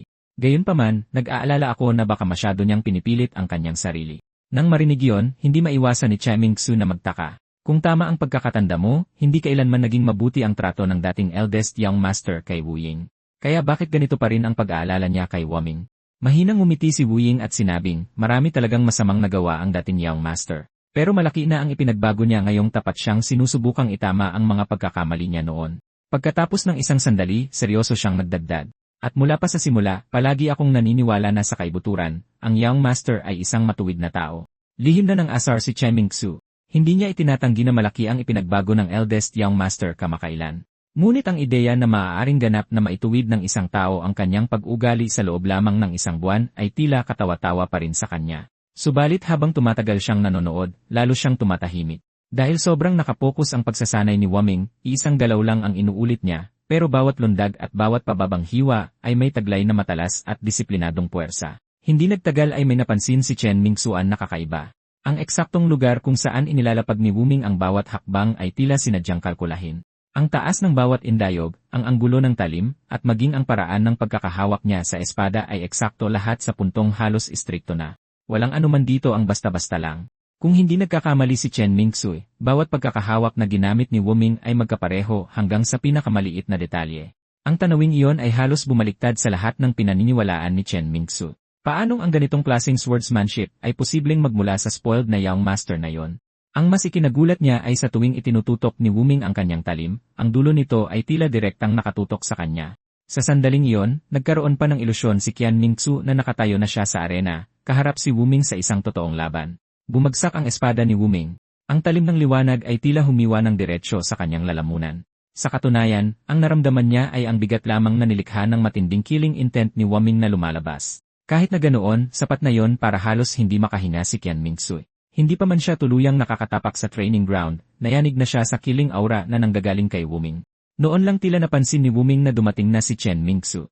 May bahid ng paghingi ng paumanhin, sinabi niya, pasensya na kung naghintay ka ng matagal. Hindi ba? Pagkatapos ay magalang siyang tumango. Ikinagagala kong makita ka, Qian Mingxu. Natigilan sandali si Qian Mingxu, naging alanganin ang kanyang boses. Talaga, alam mo ang pangalan ko. Tumango si Wumi at mahinahong sumagot. Siyempre, natatandaan ko ang pangalan mo, balang araw. Magiging isa kang tunay na mandirigma ng pamilya Qin. Sa ngayon, sinusubukan kong tandaan ang pangalan ng lahat. Siyempre, hindi talaga naniwala si Chen Mingxu doon. Sa kanyang paningin, napakaraming tao sa pamilya para matandaan ng kahit sino ang bawat pangalan. Hindi nagtagal, napadako ang tingin ni Wuming sa peklat sa mukha ni Chen Mingxu. Bahagya siyang sumimangot. Ang peklat na yon ay hindi mukhang resulta ng isang aksidente. Iyon ay mukhang sinadya. Maaari kayang si Shen Wuyang ang may gawa nito. Sa sandaling nabanggit iyon, sumiklab ang galit ni Chen Mingxu. Tama. Malamig niyang sinabi. Ang peklat sa mukha ko ay iniwan mo. Nang marinig iyon, sa wakas ay naintindihan na ni Wu ang lahat, kaya pala ganoon, at hindi nakapagtataka na paminsan-minsan niyang napapansin ang hindi maitatagong killing intent sa mga mata ni Qian Mingxu noon. Kung iyon ay isang bagay na ginawa ng dating Qian Wuyang, syempre, hindi iyon matatandaan mismo ni Wuming. Ngunit ngayong siya na ang kasalukuyang Qian Wuliang, ang mga kasalanan at kamaliang iniwan ng nakaraan ay kailangan din niyang pasanin. Sa pag-isip niyon, taimtim na ikinuyom ni Wuming ang kanyang kamao at sinabi sa mahinang boses, "Ako'y tunay na humihingi ng paumanhin. Dahil sa mga hangal at malupit na bagay na ginawa ko noon, iniwanan kita ng peklat na hindi na mabubura kailanman. Ang nangyari ay nangyari na, pero humihingi pa rin ako ng iyong kapatawaran." Sa sandaling lumabas ang mga salitang iyon, parehong natigilan ang dalawang taong naroroon. Wala sa kanila ang nag-akala na ang mga ganoong salita ay maaaring magmula sa kanya. Maging si Chi Mingshu ay nayanig hanggang sa kaibuturan. Talaga bang isang taos pusong paghingi ng paumanhin yon? Sa alaala ni Chi Mingshu ang panganay na Young Master ay hindi kailanman naging tipo ng taong umaamin sa pagkakamali. Ibinabato lamang niya ang sisi sa iba o di kaya'y binabaliktad pa sila at inaakusahan. Ngunit ngayon, ang parehong arogante at mapagmataas na lalaking iyon ay yumuyuko at humihingi ng tawad sa kanyang harapan. Maaari kayang totoo lahat ng sinabi ni Wuying. Sa pag-isip niyon, dahan-dahang ibinaba ni Chen Mingsu ang kanyang tasa at tahimik na sinabi, "Sa pagkakataong ito, talo ako." Mukhang tunay na naguguluhan si Wuming pero hindi pa nga tayo nagsisimula. "Bakit ka na sumusuko agad?" Hindi na nagpaliwanag pa si Chen Mingsu bagkus ay sinabi lamang niya sa mahinang boses, "Ngayon, talo nga ako, ngunit nakapagpasya na ako kung kailan kita hahamunin muli. Pagdating ng araw na yon, hindi ka pwedeng tumanggi." Pagkasabi niyon, tumalikod siya at umalis. Habang pinagmamasdan ang kanyang likod, hindi mapigilan ni Wuming na bahagyang ngumiti. Nangangahulugan ba yon na tinanggap na ni Xi Mingsu ang paumanhin? Sa isang saglit, inakala pa ni Wuming na nakita niyang ngumiti ang lalaki. Sa katotohanan, hindi ngumiti si Chi Mingsu kahit isang beses. Ayaw lang ni Wuying na bigin si Wuming, kaya wala siyang sinabi.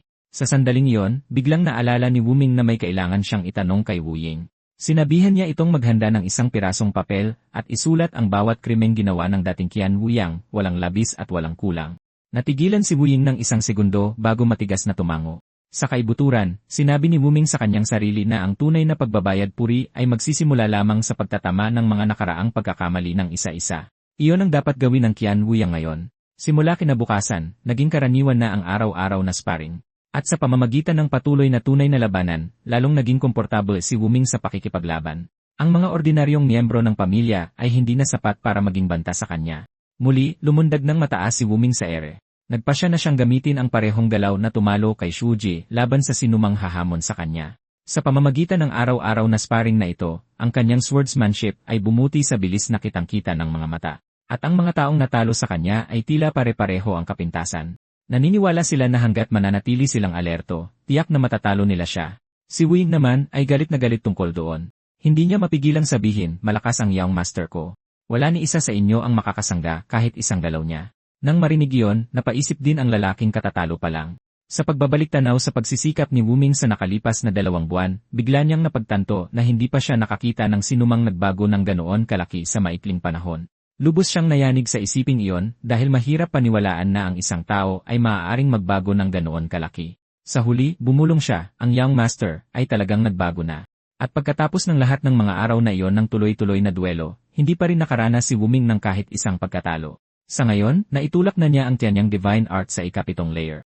Gayunpaman, ang malamig na enerhiya na nananatili sa loob ng kanyang katawan ay ayaw pa ring matunaw. Ang napakalamig na enerhiyang iyon ay ganap na bumabara sa kanyang Ren at Du Meridians. Kahit na ang tunay na Chai sa kanyang dantian ay naging kasing puno ng karagatan, hindi pa rin niya ito lubos na makontrol. Kung pipilitin niya ang isang breakthrough, sasabog ang kanyang mga meridian doon mismo, at kapag nangyari yon, magiging malala ang mga kahihinatnan. Tutal, ang tiyanyang Divine Art ay isang pangunahing martial art lamang. Kahit bilang isang purong yang method, malapit na ito sa limitasyon nito. Maaari kayang wala na talagang ibang landas na natitira para kay Wuming at ang tanging pagpipilian niya ay pumasok sa Tianlong Pavilion at mag-aral ng mas malalim na cultivation method.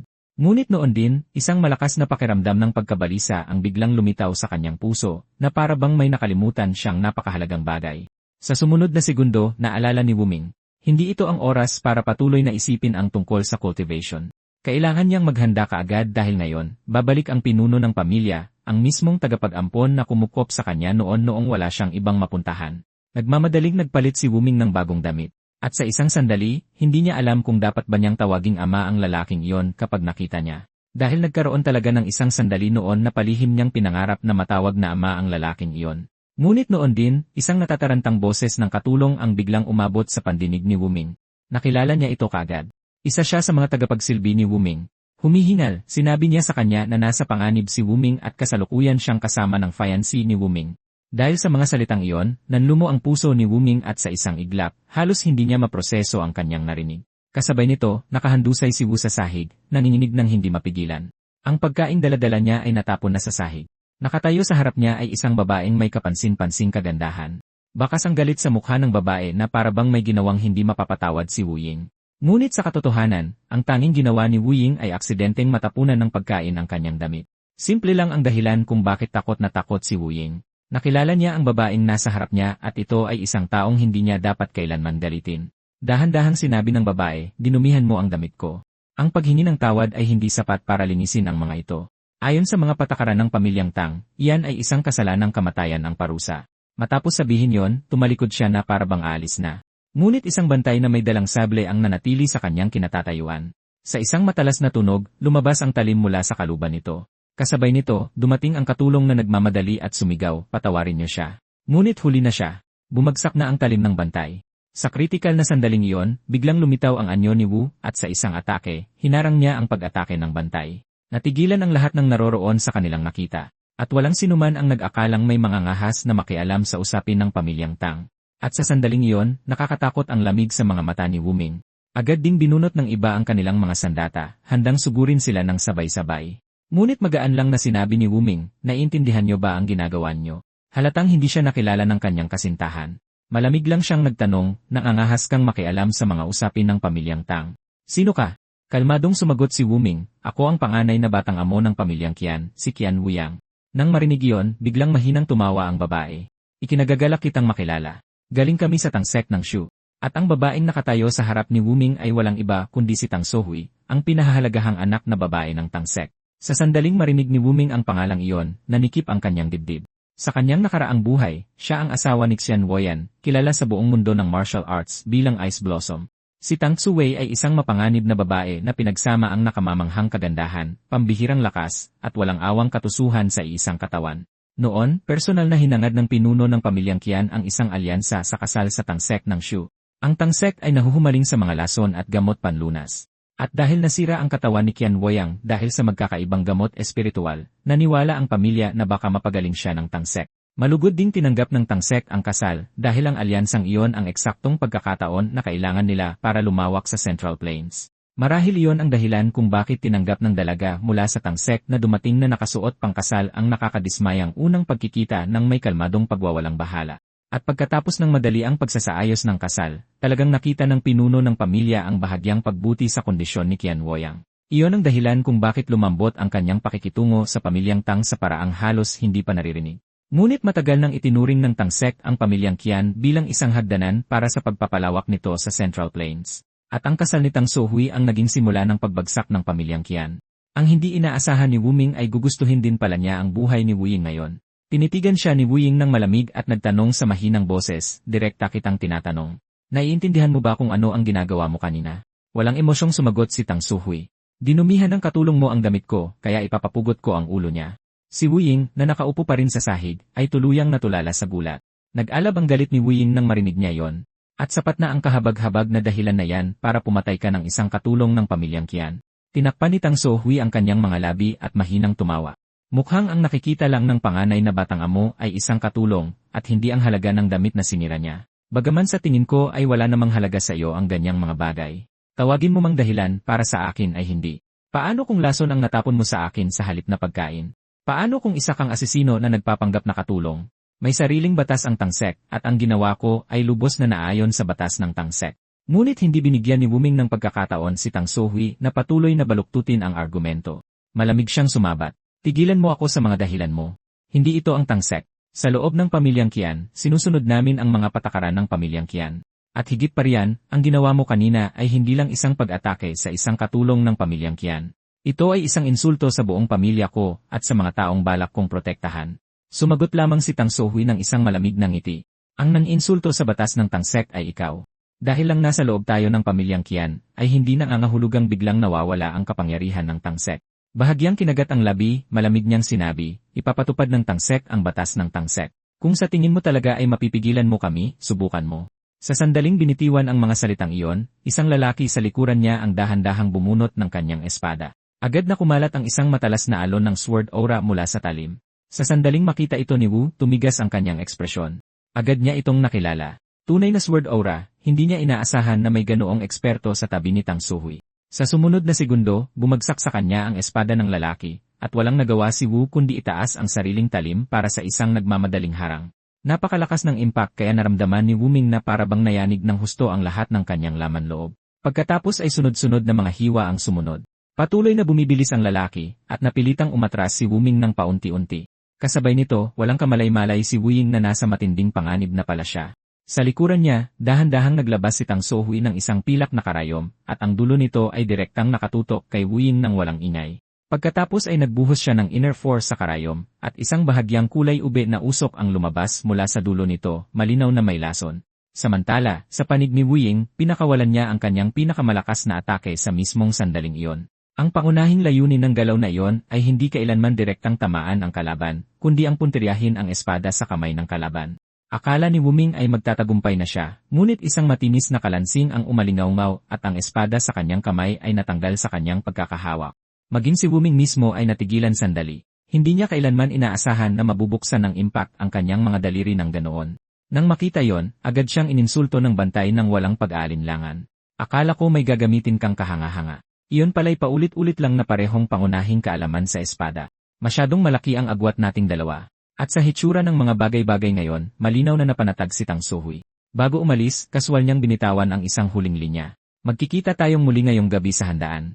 Pagdating ng oras na yon, sana'y maging mas malumanay ka sa akin. Noon lang biglang napagtanto ni Wu Ming na bumagsak na pala si Wu Ying sa sahig kanina pa.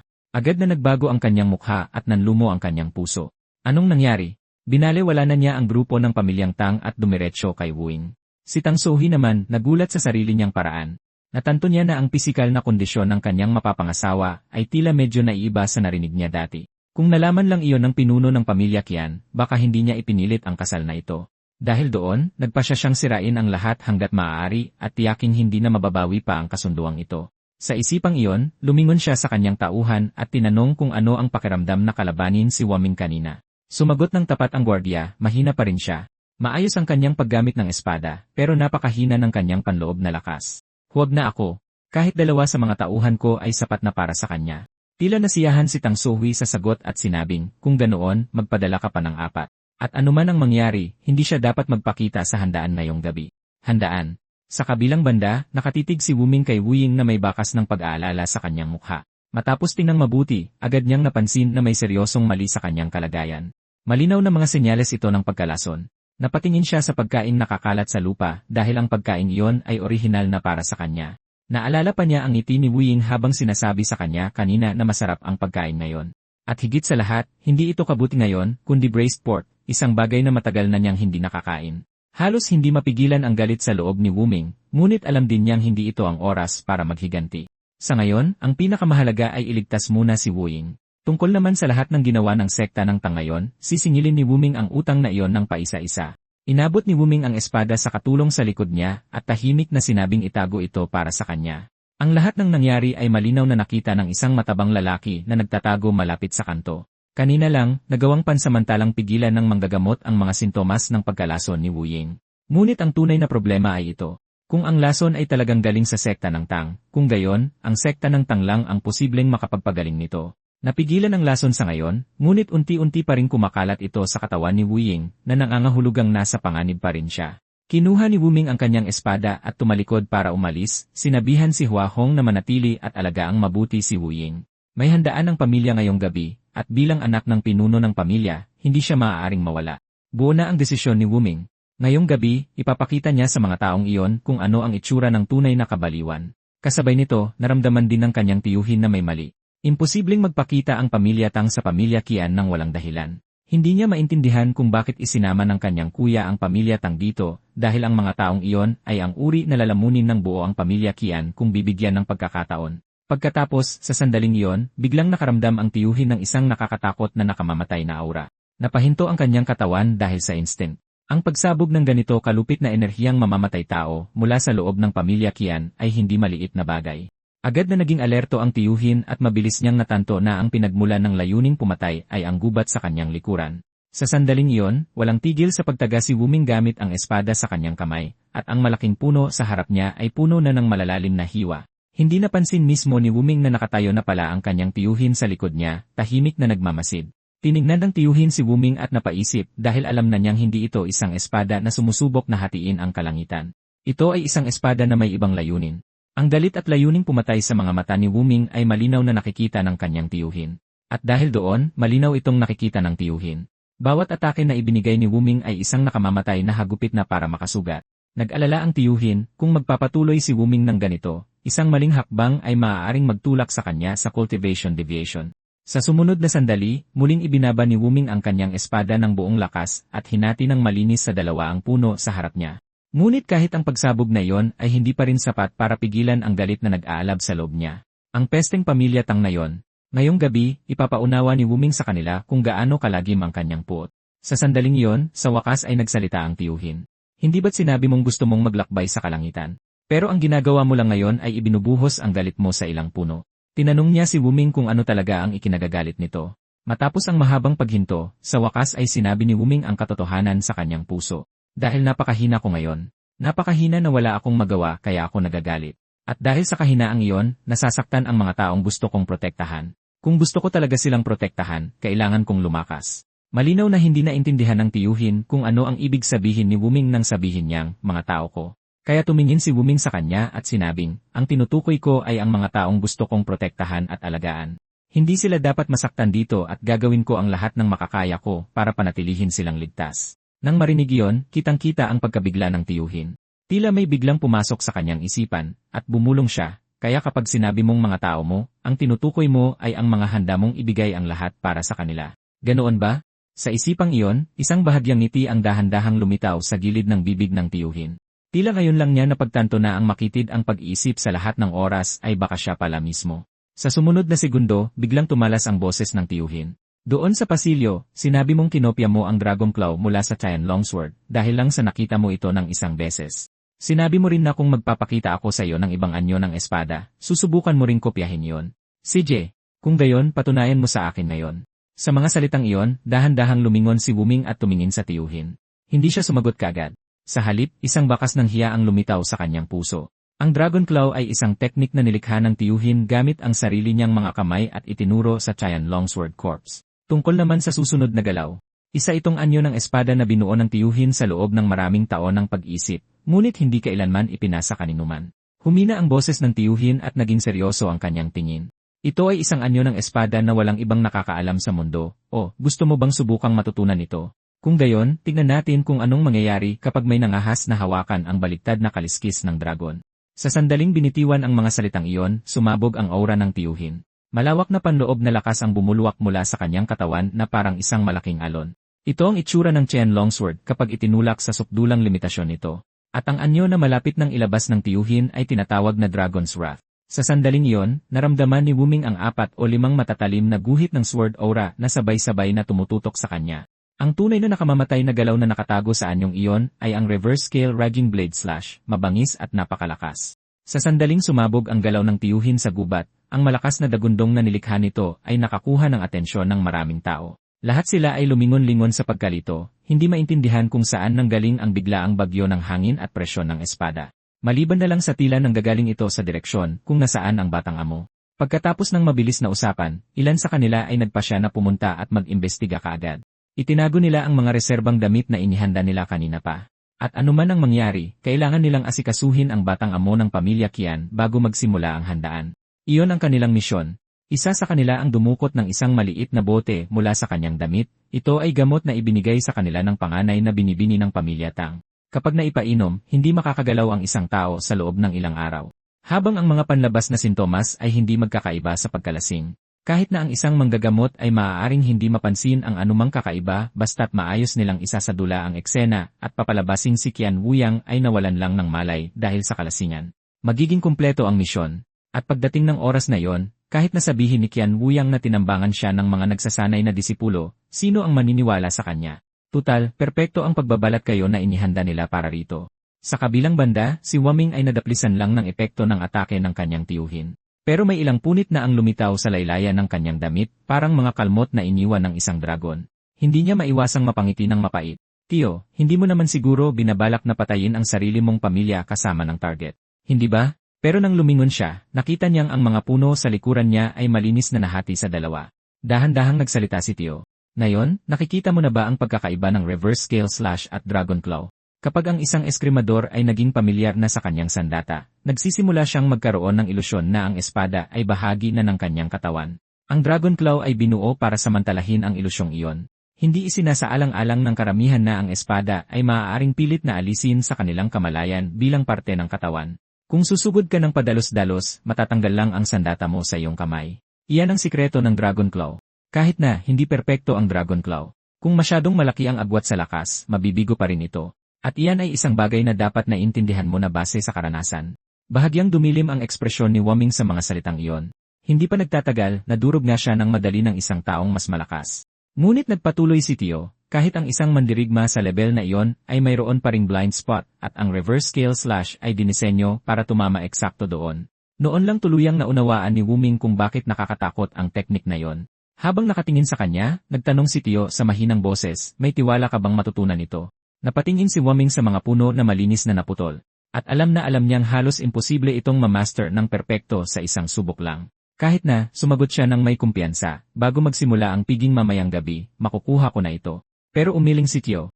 Ang tinatanong niya ay hindi lang tungkol sa teknik mismo. Nang marinig iyon, natigilan si Waming saglit, at pagkatapos ay naintindihan niya ang totoong ibig sabihin ni Tio. Isang bahagyang ngiti ang sumilay sa kanyang mga labi. Ang tiyuhin niyang ito ay talagang tipo na masungit magsalita pero may malalim na pagmamalasakit. Kaya nangako si Wuming sa isang seryosong boses, poprotektahan ko ang bawat tao sa pamilya Qian. Sa isang mabilis na click, isinara ni Tio ang hawak niyang espada. Pagkatapos ay sinabi niya, natutuwa akong marinig yan. Mula ngayon, titingnan ko kung ano talaga ang gagawin mo. Magulo na ang atmosfera rito. Lahat. Dahil sa mga maruruming daga na yon, hihintayin kita sa banquet hall. Kung makakarating ka roon ng buo ay nakadepende sa sarili mong kakayahan. Magalang na yumuko si Waming kay Tio. Sa totoo lang, naiintindihan niyang mabuti na ang mga salita ni Tio ay isang babala. Ito ay isang babala na hindi naman gaanong kailangan ni Waming. Napansin na niya ang mga daga na nagtatago sa dilim at balak niyang gamitin sila para mailabas ang galit na nag-aalab sa kanyang dibdib. Gaya ng inaasahan, hindi nagtagal matapos maghiwalay sina Waming at Tio, ang tatlong dagang binanggit ni Tio ay tahimik na dumating sa likuran niya. Nang matantong nabisto na sila, nagpakita na lang ang tatlong lalaki at sabay-sabay na bumaba. Ang lalaki sa harap ay nagkunwaring magalang, nagbigay pugay, at sinabing, kami ay mga disipulong nagsasanay lamang ng pamilya Qian. Naghahanap kami ng lugar para magsanay sa malapit at nagkataon lang na nakita namin si Young Master. Kung naistorbo ka namin, humihingi kami ng paumanhin. Walang ganang makipaglaro si Waming. Tiningnan lang niya ng malamig ang tatlo at sinabing, tigilan niyo na ang pag-arte. Sa mga mukhang kasing tandaan niyo, naglalakas loob pa kayong magpanggap ng mga trainee disciple. Nang marinig iyon, natigilan ang tatlong lalaki ng isang segundo. Hindi nila inasahan na magsasalita ng ganito kaprangka ang basurang Young Master na ito. Ang hindi nila alam ay saulado na ni Waming ang mga mukha at pangalan ng bawat trainee sa pamilya Qian. Tiningnan sila ni Waming ng malamig at sinabing, hindi talaga kayo taga-pamilya Qian. Mabuti. Naghahanap din naman ako ng makakaspar. Kapag nabugbog ko na kayo, malalaman ko kung sino talaga kayo. Agad na dumilim ang mga mukha ng tatlong lalaki. Hindi pa man nagsisimula ang kanilang plano, nabunyag na ang kanilang pagkatao.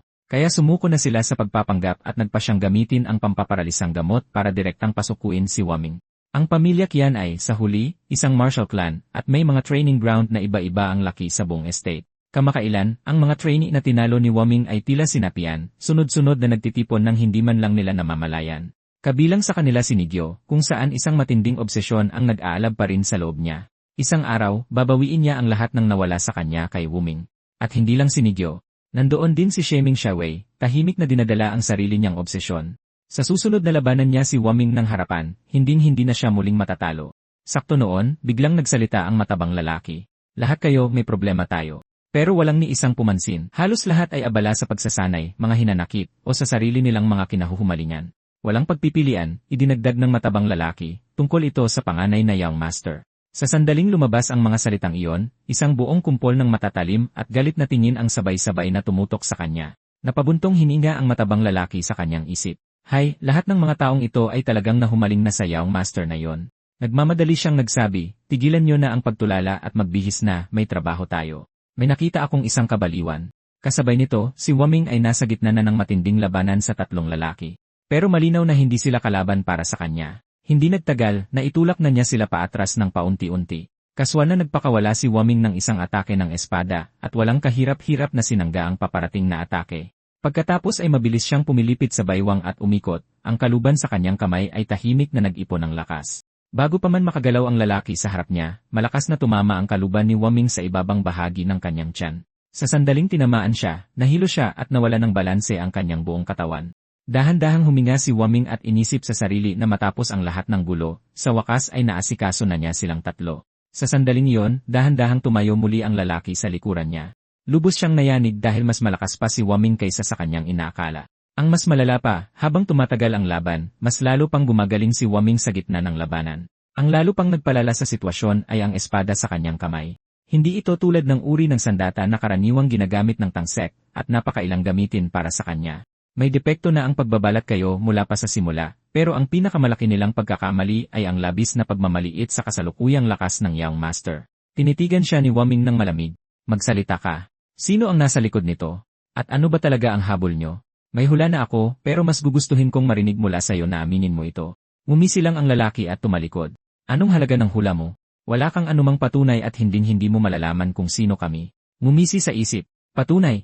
Anong patunay pa ang kailangan niya bukod sa sekta ng Tang? Sino pa ba ang gagawa ng ganito karuming paraan? Nanigas ang ekspresyon ng lalaki sa kinatatayuan niya. Noon niya lang napagtanto na nabunyag na pala ang kanyang pagkatao. Malamig na sinabi ni Waming, hindi mahirap hulaan. Sa pamilya Qian, ang tanging mga naging kaaway ko lang kamakailan ay kayong mga taga-sekta ng Tang. Dahil sa inyong mga tarantado, patay na ang kasalang ito. Pero hindi pa rin sumuko ang lalaki. Young Master, masyado ka pang inosente, pero nararamdaman ko na sa pagkakataong ito ay magtatagumpay kami. Sa sandaling natapos siyang magsalita, sumugod si Waming. Ibinagsak niya ang kanyang espada sa isang mabigat na arko at pinakawalan ang reverse scale slash. Kasabay nito, humataw ang lalaki para salubungin siya.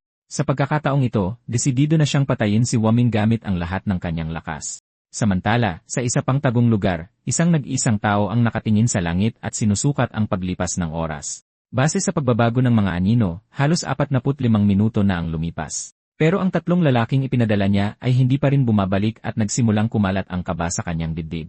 Bigo nga ba talaga ang misyon? Kung ganoon, kailangang sirain agad ang lahat ng bakas. Ang pagtatangkang saktan ang Young Master ay hindi maliit na bagay. Sa anumang pagkakataon, hindi dapat hayaang may makatunton pabalik. Tungkol naman sa mga damit na nakakalat sa lupa, kahit ibaon pa ng malalim, aamuyin din iyon ng mga sinanay na aso. Sa kabilang dako, tinipon na ng disipulo ng Qian na nagsalita kanina ang iba pa, at ikinuwento ang lahat tungkol sa kung paanong muntik nang patayin ang isang katulong doon mismo. Namutla ang isa sa kanila at sinabing, ganyan-ganyan ang sekta ng Tang. Kilalang kilala sila sa lason at mga nakatagong sandata. Isang dampi lang ay sapat na para patayin ka. Hindi mo alam kung kailan ito mangyayari o kung paano katatamaan. Kaya naman nakakatakot ang higpit nila pagdating sa kontak na sangkot ang kanilang direktang kadugo. Kahit ang aksidenteng pagkakasala ay maaaring ituring na capital crime. Dagdag ng isa pa na nanginginig ang boses. Narinig ko na ang mga taong kumakalaban sa kanila ay karaniwang hindi nagtatagal, at sa pagkakataong ito, nakita ko ito mismo. Sa loob ng ilang sandali, lahat ay kitang-kitang natigilan, hindi na malayang lumalayo sa isa't isa. Takot na ang pagdikit sa sinumang konektado sa sekta ng Tang ay magdulot ng kapahamakan. May bumulong sa kanila, sa totoo lang, nakakatakot kung magiging isang pamilya tayo sa mga ganyang tao, kung gayon tayong mga katulong ay mabubuhay na lang sa awa ng ating mga amo. Hindi napigilan ng isa na sabihin, kung ako ang tatanungin, mas gusto ko pa rin sa pamilya Qin. May mga patakaran din dito, sigurado, pero kahit papaano hindi nito dinudurog ang buhay ng mga tao, sa tingin ko. Kaya naman noon pa man ay gusto ko na ang lugar na ito.